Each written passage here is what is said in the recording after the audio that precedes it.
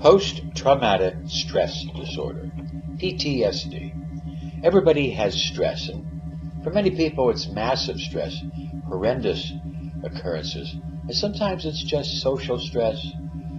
Sometimes it's even trivial stress. Stress is an internal evaluation of an external event. The human brain remembers more negative memories than positive ones. This is to do with our survival, instinctive survival, because we need this to survive. Sometimes we have difficult experiences that change what we believe about ourselves and the world around us. And all of us have those experiences. I started adding in EMDR. I was amazed at the speed at which they could process through these tragic losses and get to a place of starting to find some peace around what had really been unimaginable pain for them. Many things can occur as symptoms of PTSD, such as substance abuse, avoidance, negative ideas, inability to control mood, anger. Some of those traumas are not people shooting at you or car wrecks. For example, if you're in 6th grade middle school and you're reading a book report and everybody's laughing at you because you have horrible acne, that's a trauma. And the trauma event can be aggravated by lack of support, genetic problems, previous trauma, mental health conditions, family issues. All these things can aggravate. So the whole point behind trauma treatment is to help an individual move past or process that trauma to where the brain is not reacting as if it's still in danger. Our brain should be able to process this stress so that they become memories. But sometimes they're caught in the now. We can't let go of them. They're not memories. They're caught in the now, and then this becomes a disease.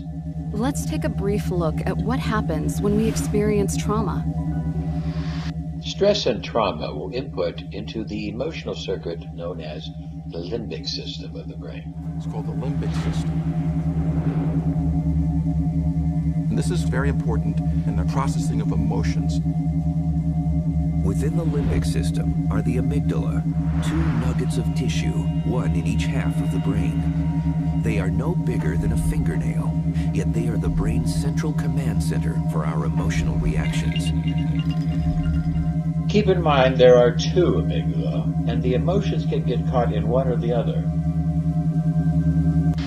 Our brains have a natural way to recover from traumatic memories and events. This process involves communication between the amygdala, the alarm system for stressful events, the hippocampus, which assists with learning, including memories about safety and danger, and the prefrontal cortex, which controls behavior and emotion. If both sides of the brain are balanced, then this trauma can be processed correctly and washed away as a memory. An amygdala hijack happens when you can't control your response. The amygdala has the same response for a tiger attacking as for being unfriended on Facebook. It responds to information from our senses and instinctively presses the body's panic button.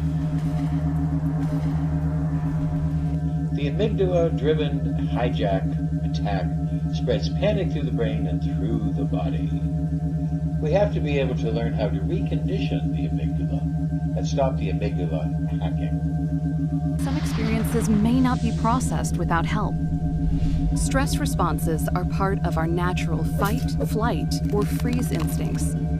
When distress from a disturbing event remains, the upsetting images, thoughts, and emotions may create feelings of being overwhelmed, of being back in that moment, or of being frozen in time. Dr. Sperry won the Nobel Prize in Medicine for discovering the 2 halves of the brain and how they think different. We were able to understand now the Zen and the Eastern mystical doctrines, and also to understand that there was different thought processes, not all scientific, not all verbal, not all linear, but other more expansive, and that there are two sides of the brain.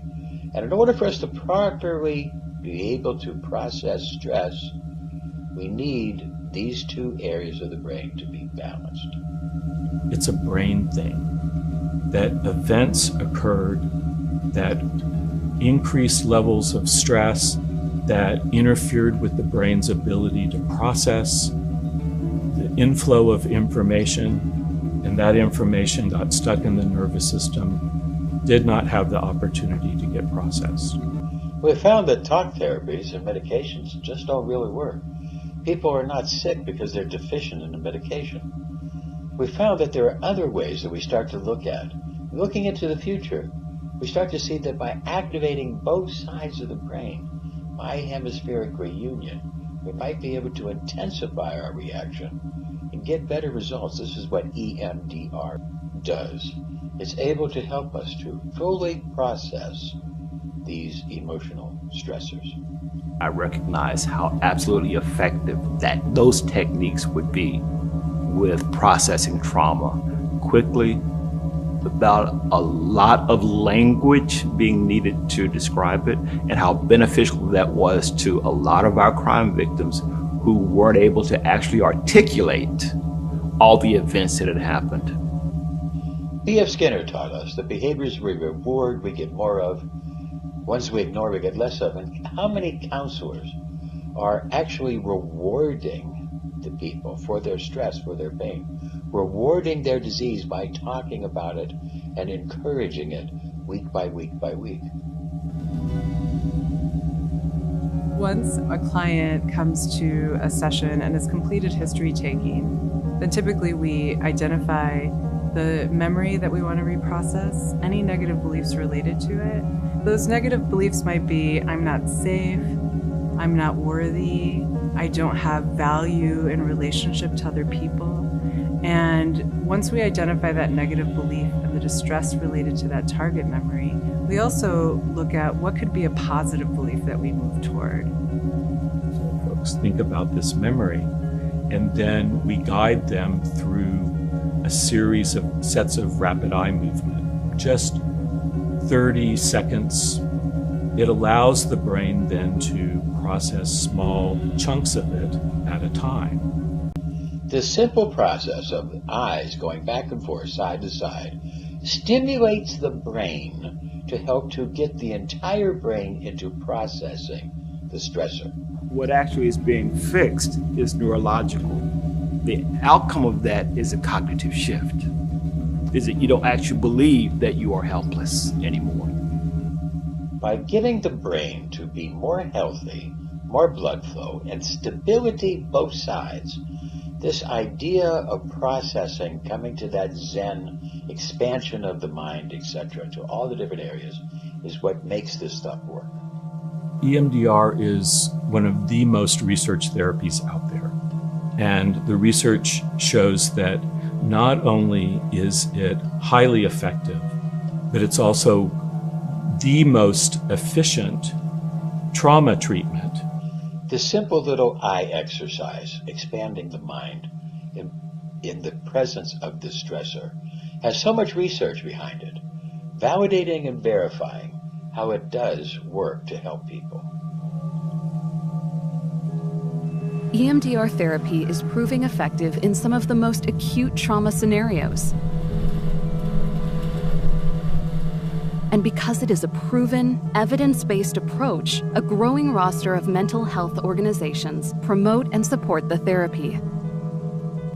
There are lots of other coping skills that we need to talk about, including diet, journaling, counseling, networking, exercise, meditation. All of these can be utilized to help expand the mind in order for the total health of the human mind to be able to do its job, working through the neurons,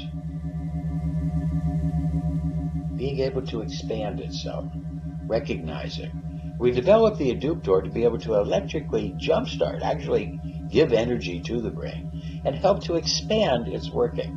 What if we, beyond just the little eye movements, what if we use lots of yogic techniques, alternate nostril breathing, cross crawl techniques, different stretches that would be able to take these memories and put them where they're supposed to be, as memories, not as current.